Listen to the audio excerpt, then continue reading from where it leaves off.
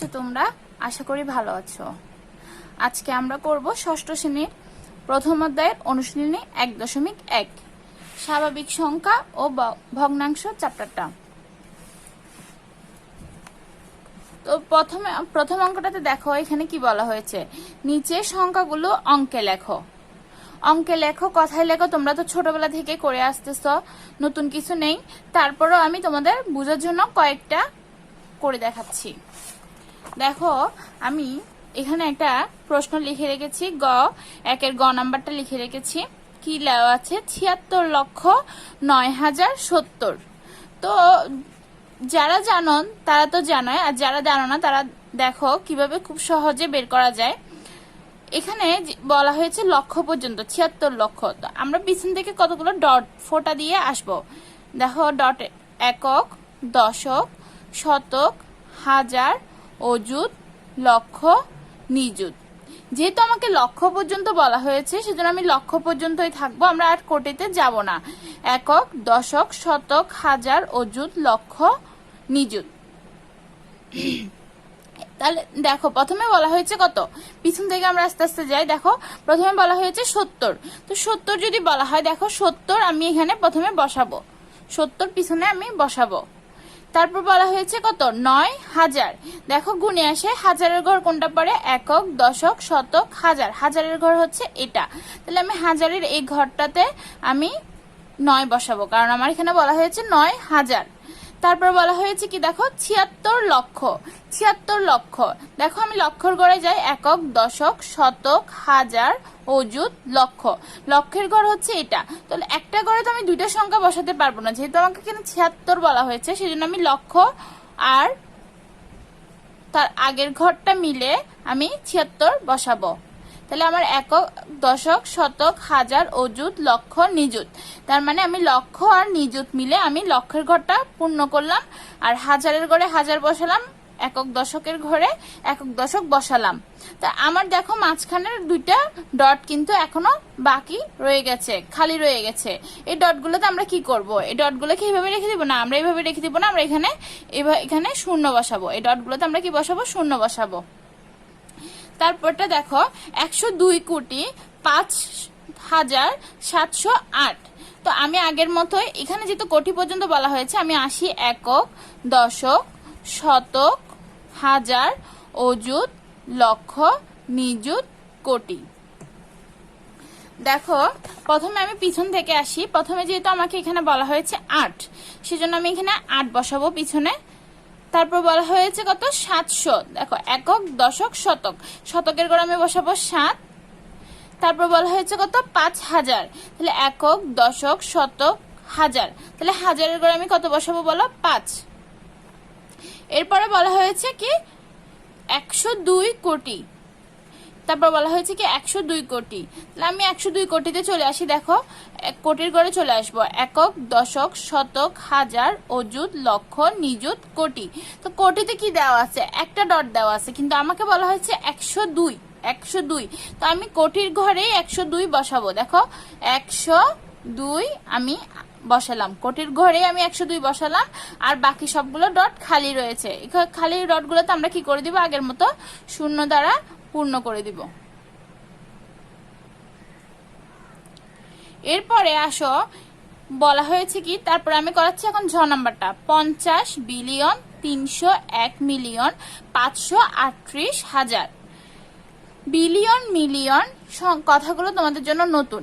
আগে একক দশক গুলো তোমরা ক্লাস 4-এ অনেক ভালোভাবে করে আসছো, কিন্তু বিলিয়ন আর মিলিয়ন কথাগুলো যেহেতু নতুন, তোমরা একটু ভিন্নভাবে শিখতে পারো। ভিন্নভাবে তোমাদেরকে দেখাচ্ছি। দেখো আমার একক, দশক, শতক, হাজার, মিলিয়ন,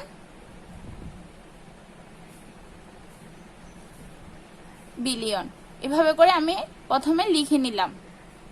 দেখো এককের ঘরে বসবে একটা ডট, দশকের ঘরে বসবে একটা ডট, শতকের ঘরে বসবে একটা ডট, কিন্তু হাজারের ঘরে বসবে 3টা ডট। মিলিয়নের ঘরেও বসবে 3টা ডট, বিলিয়নের ঘরেও বসবে 3টা ডট। তাহলে কি করতে হবে, প্রথমে আমার একক, দশক, শতক, হাজার, মিলিয়ন, বিলিয়ন এভাবে লিখে নিতে হবে। তারপর এককের ঘরে বসবে একটা ডট, দশকের ঘরে বসবে একটা ডট, শতকের ঘরে বসবে একটা ডট, হাজারের ঘরে বসবে তিনটা ডট, মিলিয়নের ঘরে বসবে তিনটা ডট, বিলিয়নের ঘরে বসবে তিনটা ডট। এরপর দেখো এখানে বলা হয়েছে কি 50 বিলিয়ন, 301 মিলিয়ন, 538 হাজার। দেখো হাজার বলা হয়েছে, 538 হাজার, 538 হাজার, তার মানে হাজারের ঘরে 538 বসাতে হবে। এই যে 538টা আমরা কোন ঘরে বসাবো, হাজারের ঘরে। দেখছো 538 কোথায় বসাবো, আমি 538 বসাবো হাজারের ঘরে, 538, তাহলে আমি হাজারের ঘরে 538 বসাই। এরপর আমার দেওয়া আছে কি বলো 301 মিলিয়ন, তাহলে 301 কোথায় বসাবো, আমি মিলিয়নের ঘরে। 301 কোথায় বসাবো, মিলিয়নের ঘরে। 301 এখানে মিলিয়নের ঘরে, আমি 301 মিলিয়নের ঘরে বসাই দিলাম। এরপরে দেওয়া আছে কি দেখো 50 বিলিয়ন, 50 বিলিয়ন, তাই বিলিয়নের ঘরে আমি কি বসাবো, 50 বসাবো। বুঝতে পারছো?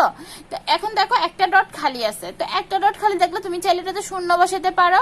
শূন্য বসে কোনো সংখ্যার সামনে তো শূন্য বসালে এটার কোনো মান নেই, সেজন্য আমি সামনে শূন্য বসালাম না। এবার দেখো একক, দশক আর শতকের ঘরগুলো কি এখনো খালি রয়েছে, কিন্তু একক, দশক, শতকের ঘর ডটগুলো যেহেতু খালি রয়েছে সেজন্য আমাকে এগুলো শূন্য দ্বারা পূর্ণ করতে হবে। এখানে শূন্য বসালাম না কেন, সামনের ডটটা শূন্য দিলাম না কেন, কারণ কোনো সংখ্যার সামনে শূন্যের কোনো মান নেই। আশা করি বুঝতে পারছো। তারপরে আমরা এখন 2 নম্বরে যাই। দেখো 2 নম্বরে কি বলা হয়েছে, নিচের সংখ্যাগুলো কথায় লেখো। এটাও তোমরা আগে করেছো, তো আমি তারপরে তোমাদেরকে 2টা করে দেখাচ্ছি। আমি এখান থেকে গ নাম্বার থেকে এটা করে দেখাই। দেখো আমাকে আগে কথায় লেখো বুঝতে হলে আমাকে বুঝতে হবে এখানে কোথায় কোথায় আমাকে কমা ব্যবহার করতে হয়। দেখো আমরা কমা কোথায়, প্রথমে আমরা বাম দিক থেকে, বাম সাইড থেকে, ডান সাইড থেকে হিসাব করে করে আসবো। দেখো একক, দশক, শতক, একক, দশক, শতক, একক, দশক, শতক, মানে 3টা ঘর পার হওয়ার পরে আমাকে প্রথম কমাটা দিতে হবে। তারপর আমাকে দিতে হবে দুইটা সংখ্যা পরে কমা। দেখো তারপর দিব আমরা 2টা সংখ্যা পরে কমা, তারপর থেকে 2টা সংখ্যা পর পর কমা দিব। প্রথম কমাটা দিতে হবে 3টা সংখ্যা পর। তাহলে আমার এখানে দাঁড়াচ্ছে কি দেখো একক, দশক, শতক, হাজার, অযুত, লক্ষ। তার মানে এই ঘরটা কিসের ঘরে পড়েছে, লক্ষের ঘরে। তাহলে লক্ষ হলে কি হবে বলো, 44 লক্ষ। এই যে এটা লক্ষের গড়ে পড়েছে তাই 44 লক্ষ। তারপর দেওয়া আছে কি দেখো একক, দশক, শতক, এগুলো তো শূন্যের কোনো মান নেই, সেজন্য এগুলোর কোনো হিসেব করতে হবে না। একক, দশক, শতক, শতকের ঘরে কি পড়েছে 7, তাহলে আমি কি লিখবো 44 লক্ষ 7 শত।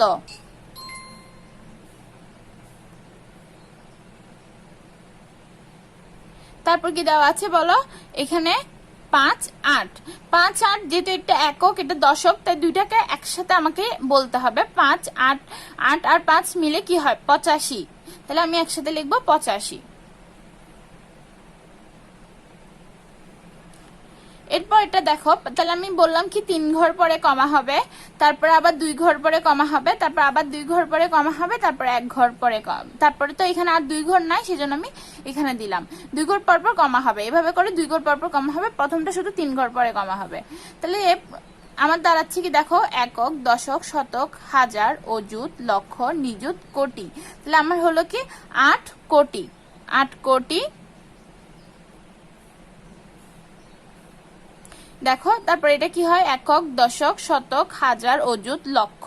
লক্ষের ঘরে আমার কি থাকতেছে, লক্ষের যে বক্সটা আছে লক্ষের ঘরে আমার আছে 39, তাহলে 39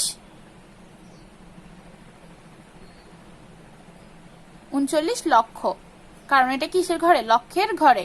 তারপর দেওয়া আছে কি দেখো একক, দশক, শতক, শতকের ঘরে কি দেওয়া আস্তে আস্তে আমার 700, 700 কত, আমি বললাম একক আর দশক একসাথে আমাকে হিসাব করে বলতে হয়, তাহলে একক আর দশক মিলে হচ্ছে কত 65।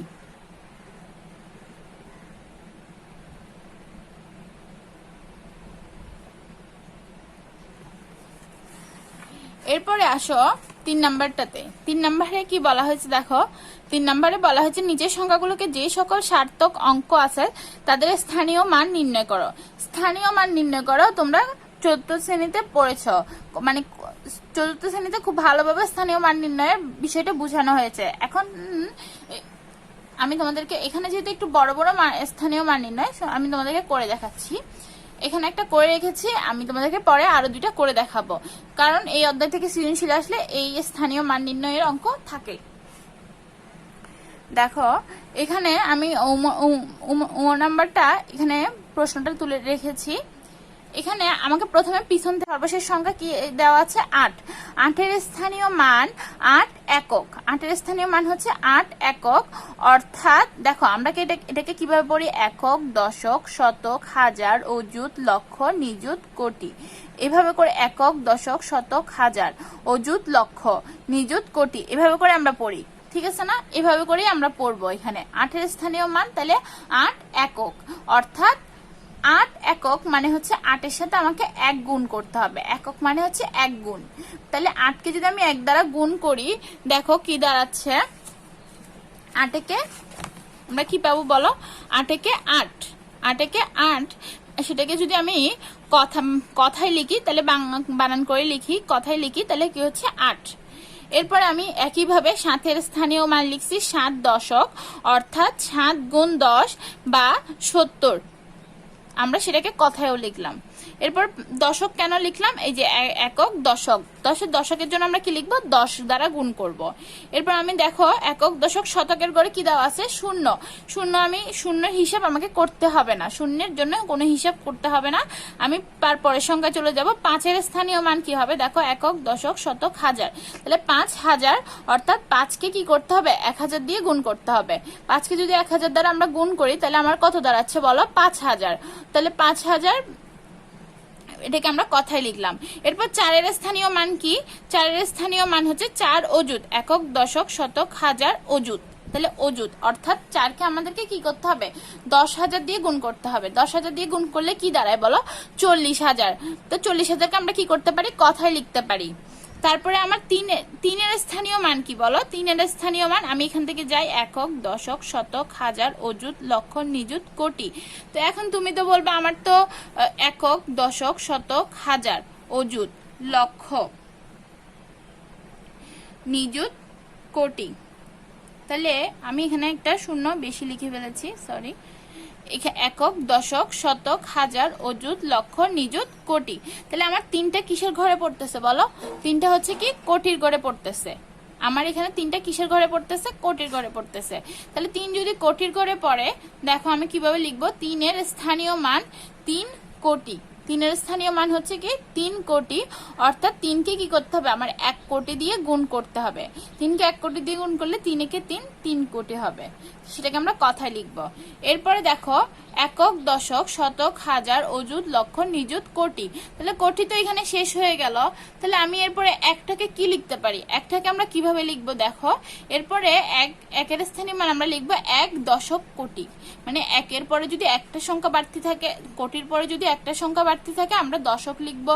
2টা সংখ্যা বাড়তি থাকলে আমরা শতক লিখবো। আরো বেশি থাকলে আমরা হাজার, অযুত, এভাবে করে লিখে যাব। তাহলে 1-এর পরে যেহেতু একটা সংখ্যা বাড়তে, আমরা কি লিখবো? 1 দশক কোটি।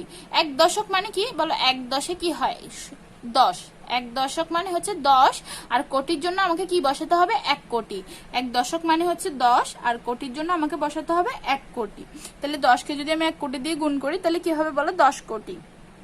এটাকে আমরা কথায় লিখলাম। কথায় লেখার পরে দেখো এটাকে এখন সংখ্যাটিতে 1, 3, 4, 5, 7, 8-এর স্থানীয় মান আমরা যে কথায় লিখেছি, 1-এর স্থানীয় মান আমার এখানে কত বের হয়েছে? এই যে 1-এর স্থানীয় মান আমার এখানে বের হয়েছে কত? 10 কোটি। তো আমরা সেটা এখানে খাতায় লিখবো। এই যে 10 কোটি এখানে লিখবো। তারপরে 3-এর স্থানীয় মান কত বের হয়েছে? 3-এর স্থানীয় মান কত বের হয়েছে? 3 কোটি। তাহলে আমরা সেটা এখানে খাতায় 3 কোটি লিখবো। এভাবে করে প্রত্যেকটা স্থানীয় মান এভাবে করে লিখবো। এখন দেখো আমি একটা তোমাদেরকে করে দেখাই। তাহলে প্রথমে আমাকে কি করতে হবে? এখানে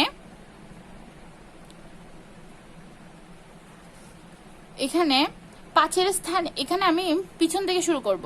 পিছন থেকে শুরু করি। 5-এর স্থানীয় মান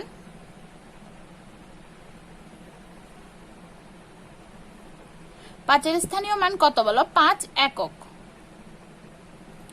বা 5 গুণ 1 বা 5-একে 5। তারপর আমাকে বের করতে হবে কত বলো, 4 এর স্থানীয় মান।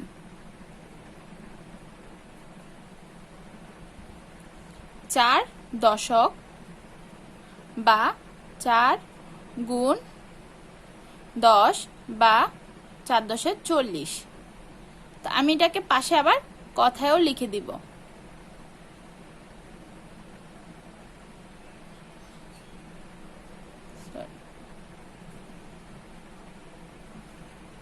তারপর দেখো 8, 8 এর স্থানীয় মান কত, 8 শতক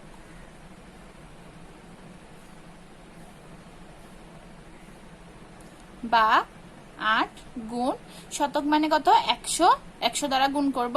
8 কে 100 দিয়ে গুণ করলে কত হবে, 800 বা 800।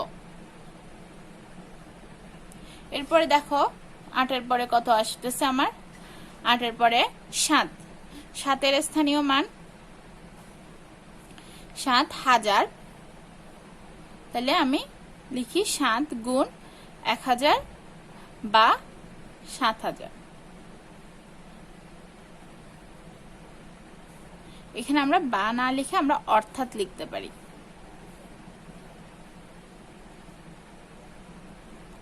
বা 7000।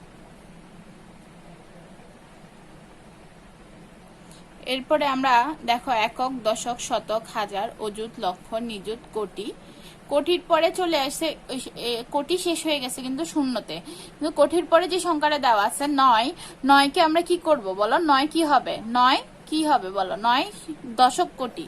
তাহলে 9 এর স্থান, কারণ আমি কোটির পরে যদি একটা সংখ্যা, কোটি তো এখানে শেষ, কোটি আমার এখানে শেষ, তাহলে কোটির পরে কয়টা সংখ্যা আসতেছে বলো, একটা সংখ্যা আসতেছে। কোটির পরে যদি একটা সংখ্যা আসে তাহলে 9 কি লিখবো আমি বলো, 9 দশক,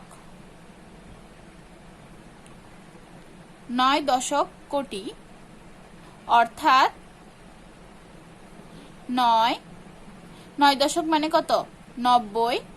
আমাকে 90কে কি করতে হবে, 1 কোটি দিয়ে গুণ করতে হবে, 1 কোটি দিয়ে গুণ করতে হবে। একক, দশক, শতক, হাজার, অযুত, লক্ষ, নিযুত, কোটি। দেখো একক, দশক, শতক, হাজার, অযুত, লক্ষ, নিযুত, কোটি। আমি কি করলাম, 9 দশক মানে 90কে 1 কোটি দিয়ে গুণ করলাম, তাহলে আমার দাঁড়াবে কি বলো, 90 কোটি।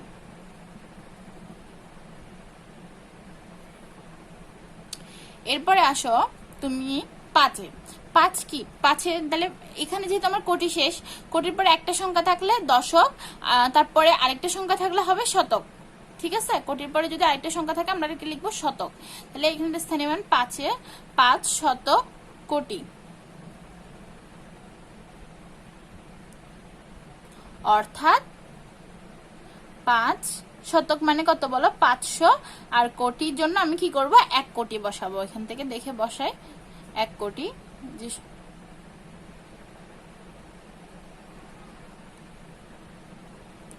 তাহলে আমার 500কে যদি আমি 1 কোটি দিয়ে গুণ করি কি হবে বলো, 500 কোটি।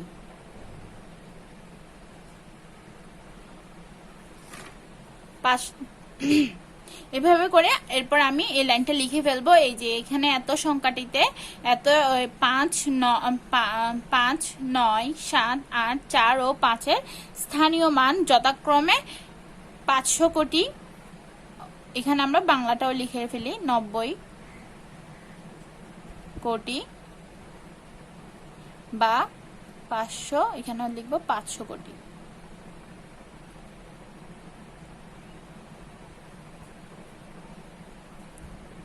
আমি আর বাংলা কথাটা লিখলাম না, তোমরা বাংলা কথাটা আগের এই অঙ্কটার মতো দেখে এখানে লিখে ফেলবা।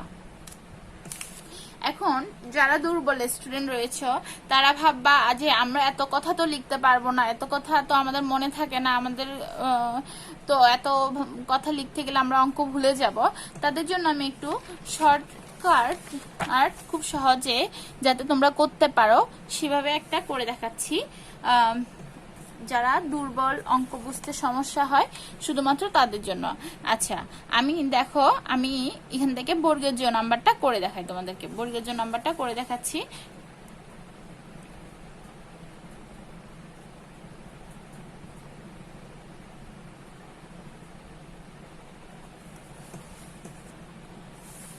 এখন দেখো আমি আগের মতো করে লিখবো। এখানে এখানে পিছন থেকে আসো, 2 এর স্থানীয় মান, 2 এর স্থানীয় মান আমরা 2 একক 2 দশক কিছুই লিখবো না, সরাসরি কি লিখে দিব, 2 লিখে দিব। তারপর পাশে দিয়ে আমরা কি লিখবো, 2 লিখবো। তারপরে এরপর আমার 3 এর স্থানীয় মান, 3 এর স্থানীয় মান আমি কত লিখবো বলো, আমরা ওখানে লিখছি 3 দশক, তারপর 3 কে 10 দিয়ে গুণ করছি, তারপর আমি 30 বসেছি। এখন আমি এত কিছুই করব না, আমি জাস্ট 3 বসাবো। দেখো 3 এর পরে কয়টা সংখ্যা আছে, 3 এর পরে কয়টা সংখ্যা আছে, 3 এর পরে একটা সংখ্যা আছে। দেখো আমি যেগুলো এগুলো চিন্তা করা বাদ দিয়ে দিই, আমার 3 আছে এখানে, 3 এর পরে আমার কয়টা সংখ্যা আছে বলো, 3 এর পরে আমার শুধুমাত্র একটা সংখ্যা আছে, 3 এর পরে আমার শুধুমাত্র একটা সংখ্যা আছে 2।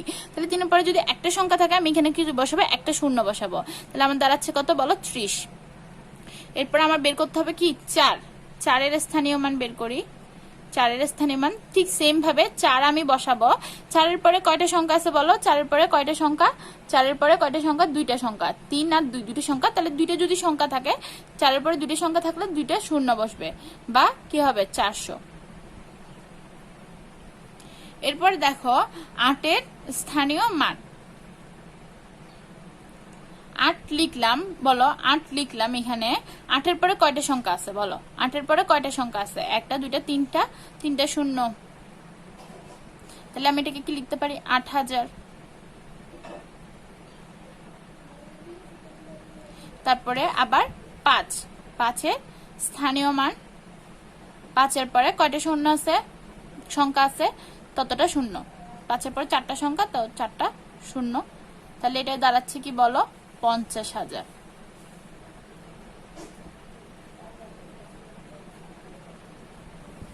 তারপর দেখো 7 এর পরে কয়টা সংখ্যা, ততটা শূন্য। 7 এর পরে 1 2 3 4 5টা শূন্য। তাহলে 5টা সংখ্যা 5টা শূন্য, 1 2 3 4 5। তাহলে 7 লক্ষ। এরপর দেখো বাকিগুলো শূন্য, আমি বলছি শূন্য কিন্তু বের করতে হয় না, শূন্য কিন্তু বের করতে হয় না, শূন্য বের করতে হয় না। তাহলে আমার বাকি থাকে কি 9 এর স্থানীয় মান,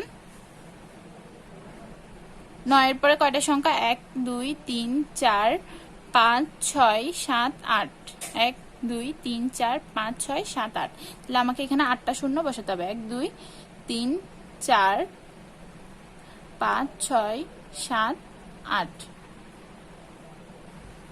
এখানে 8টা শূন্য বসাতে হবে,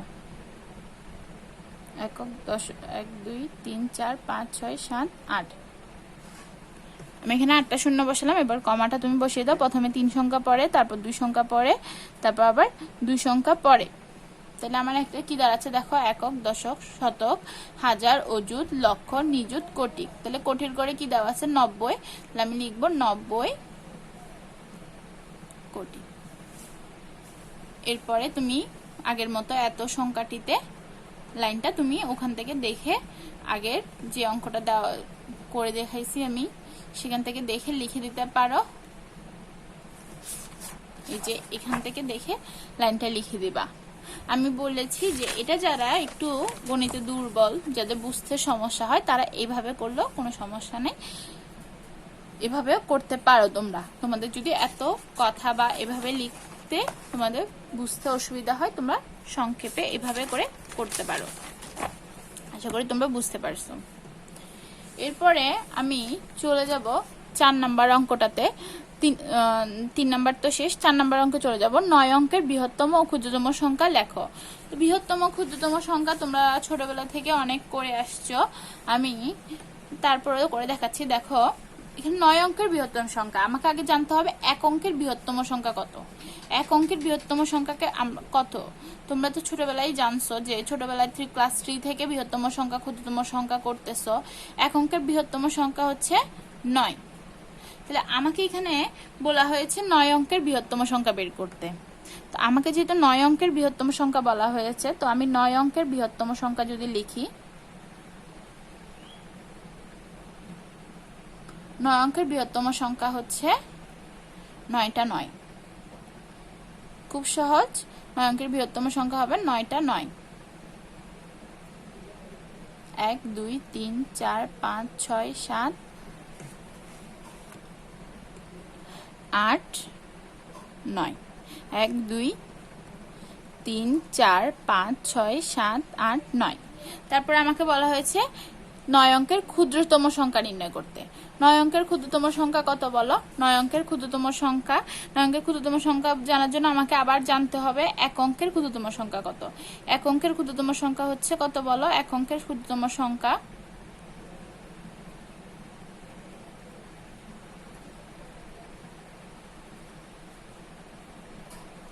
অঙ্কের ক্ষুদ্রতম সংখ্যা হচ্ছে 0। আমাকে যেহেতু এখন বলা হয়েছে 9 অঙ্কের ক্ষুদ্রতম সংখ্যা নির্ণয় করতে, তো 9 অঙ্কের ক্ষুদ্রতম সংখ্যা কি হবে? 9টা শূন্য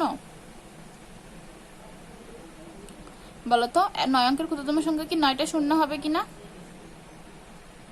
9 অঙ্কের ক্ষুদ্রতম সংখ্যা কখনো 9টা শূন্য হতে পারবে না, কারণ আমরা 1 লক্ষ 2 লক্ষ যত ইচ্ছা তত শূন্য বসাই না কেন, শূন্যর তো কোনো মান নেই।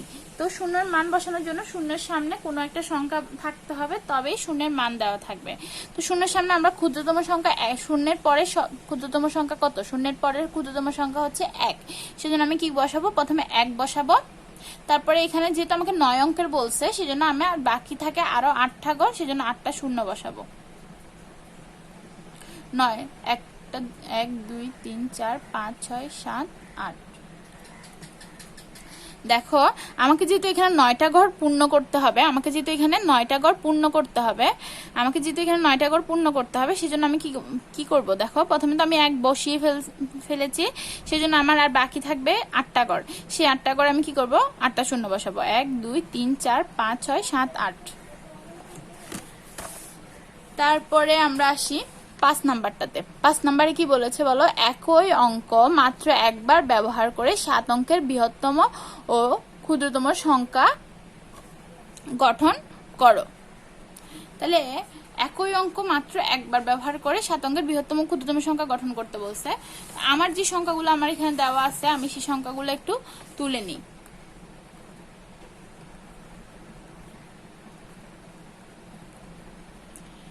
দেখো তাই আমি এগুলোকে আগে বৃহত্তম সংখ্যা বানানোর জন্য বৃহত্তম বড় থেকে ছোট আকারে সাজাতে হবে। তাহলে এখানে সবার বড় সংখ্যা কোনটা? 9। তারপরে হচ্ছে 8, তারপরে হচ্ছে কত বলো? 5, তারপর হচ্ছে কত? 4, তারপরে হচ্ছে 2, তারপরে হচ্ছে 1। আচ্ছা এখানে আমি একটা সংখ্যা লিখিনি, এখানে হবে 3। তো 4-এর পরে এখানে 3 আসবে। দেখো সবার বড় সংখ্যা হচ্ছে 9, তারপর হচ্ছে 8, তারপর হচ্ছে 5, তারপর হচ্ছে 4, তারপর হচ্ছে 3, তারপর হচ্ছে 2, তারপর হচ্ছে 1। এভাবে আমরা বড় থেকে ছোট আকারে সাজিয়ে লিখলাম। এরপর আমাকে যেহেতু বৃহত্তম সংখ্যা লিখতে বলছে, তো আমি বৃহত্তম সংখ্যা লিখব। বৃহত্তম সংখ্যা সমান 9 8 5 4 3 2 1। সহজ না? আমি যেভাবে সাজিয়ে লিখছি সেভাবে দেখে দেখে তুলে দিব শুধু। এবার আমাকে বলছে আবার ক্ষুদ্রতম সংখ্যা বের করতে, তো আমি এবার আবার ক্ষুদ্রতম সংখ্যা বের করব। ক্ষুদ্রতম সংখ্যা বের করার জন্য আমি কি করতে হবে বলো? প্রথমে ছোট থেকে বড় আকারে সাজাতে হবে। প্রথমে 1, তারপর 2, তারপরে হচ্ছে 1, তারপর হচ্ছে 2, তারপর হচ্ছে 3, তারপর হচ্ছে 4, তারপরে 5, তারপরে 8, তারপরে হচ্ছে 9। এই যে তার উল্টা, এদিকে যে ক্রমটা এদিকে যেভাবে সাজিয়েছি তার উল্টা ভাবে এখানে সাজাতে হবে, কারণ এটা ছোট থেকে বড় সাজাবো, এটা বড় থেকে ছোট সাজিয়েছিলাম। এরপরে দেখো ক্ষুদ্রতম সংখ্যা আমাকে যেহেতু লিখতে বলেছে, ক্ষুদ্রতম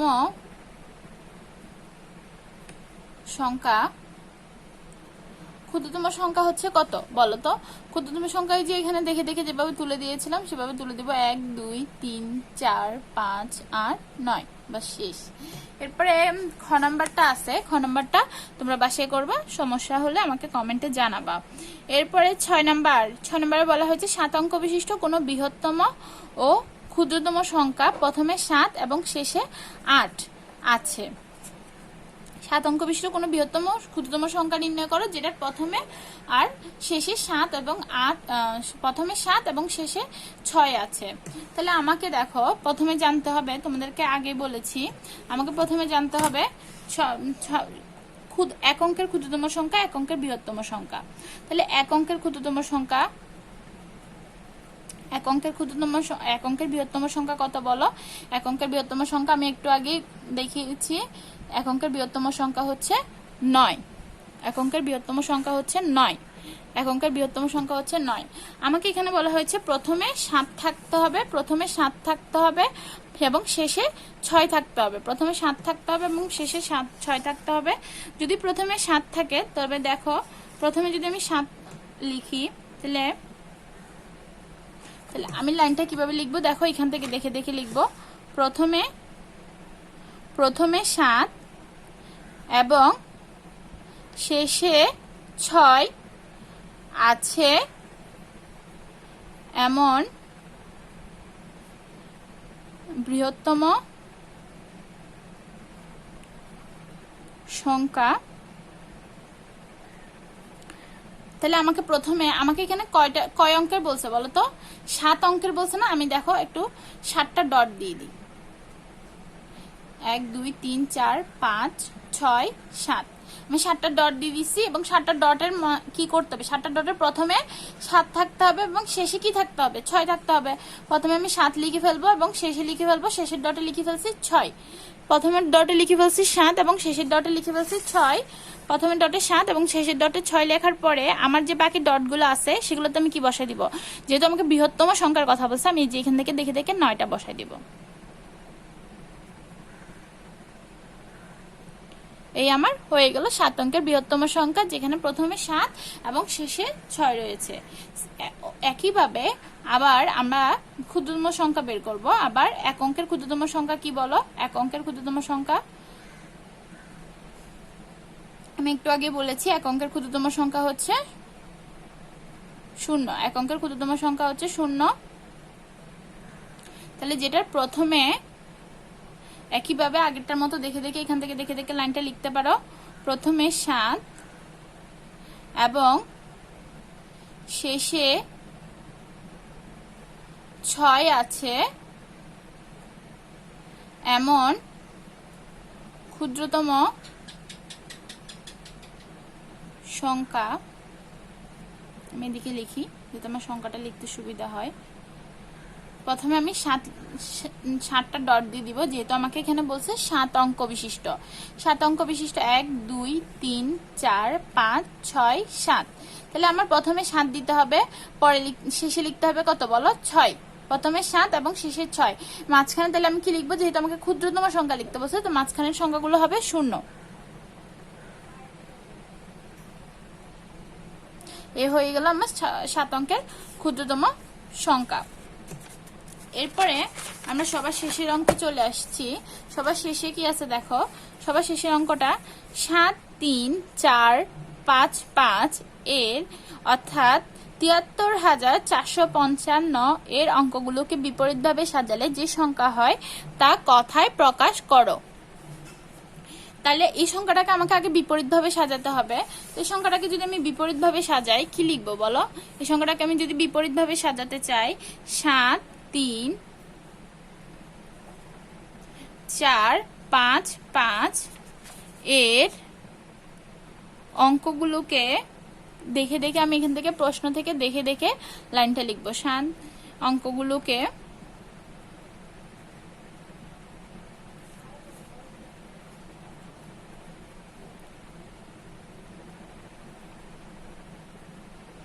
বিপরীতভাবে সাজালে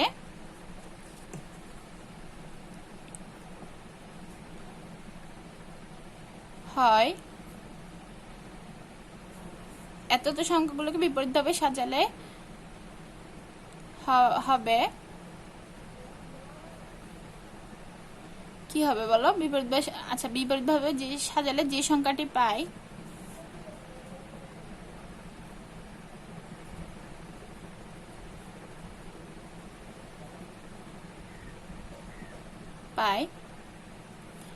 তা হলো, তোমরা সরাসরি কিছু লিখতে না চাইলে সরাসরি বিপরীত সংখ্যা লিখে দিয়ে তোমরা অঙ্কটা করতে পারো। এটা প্রদত্ত সংখ্যা, আর যেটা আমরা বের করবো সরাসরি সেটা বিপরীত সংখ্যা লিখে দিয়ে তোমরা অঙ্কটা করতে পারো। এত বড় লাইন না লিখতে চাইলেও সমস্যা নেই।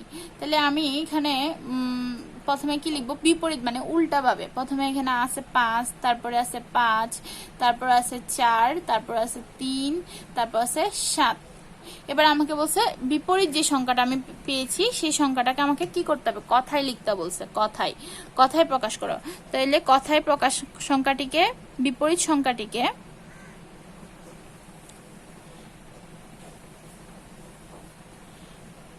সংখ্যাটিকে কথায় প্রকাশ করলে হবে। তাহলে আমার বিপরীত সংখ্যাটা আমি এখানে লিখি।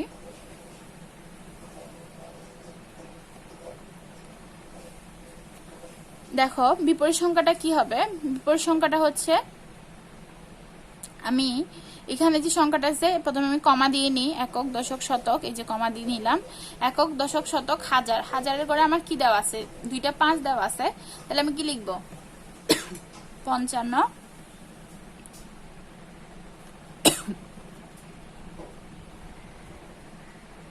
সরি 55,000। এখানে কি দেওয়া আছে, একক, দশক, শতক। তাহলে 55,400 কত, 37। এভাবে আমরা লিখে দিব 55,437 বিপরীত ভাবে লিখে দিব। এই তো এই চ্যাপ্টার আশা করি তোমাদের আর কোনো সমস্যা থাকার কথা না। আর কোনো সমস্যা থাকলে আমাকে অবশ্যই কমেন্টে জানাবা। তোমরা বাকি যে অঙ্কগুলো আছে সেগুলো বাসায় প্র্যাকটিস করবা। আর তোমাদের যদি আমার ভিডিওটা ভালো লেগে থাকে অবশ্যই সাবস্ক্রাইব করবা, পাশে বেল বাটনে ক্লিক করবা, যাতে আমি যখনই ভিডিও আপলোড করি তোমরা সাথে সাথে পেয়ে যাও। ভালো থাকবা।